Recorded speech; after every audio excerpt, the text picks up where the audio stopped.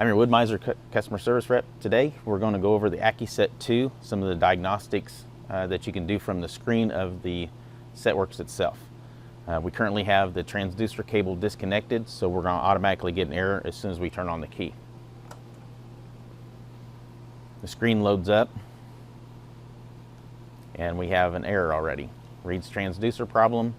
We can reset the error. We also have a diagnostic button over here. If we press the diagnostic button, it's going to take us to a diagnostic page where you can see we've got battery voltage 2.2 volts DC. We got controller voltage 12.3 volts DC.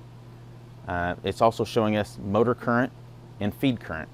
The motor current is representing our up and down motor, and the feed current is for our power feed motor. Also in here we have a couple of other functions. If we scroll down, we have the feed potentiometer. With this highlighted or not highlighted, we can work the speed control knob and we can see the X come across the display scale.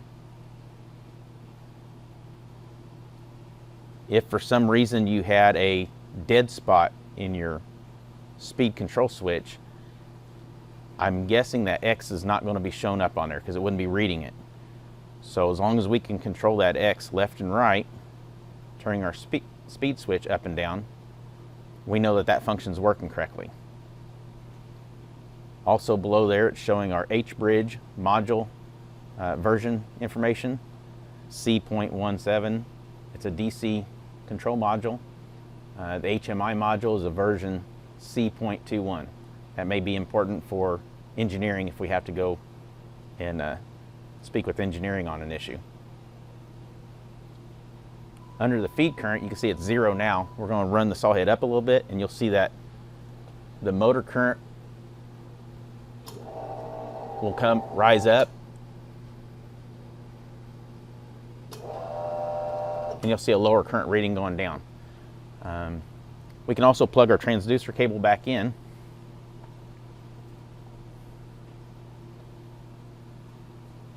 And it automatically clears and goes back to showing us our measurement.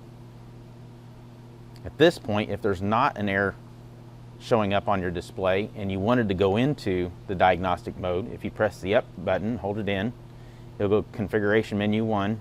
We can go to the other, select the other, and then diagnostics is showed on the configuration menu 2 page.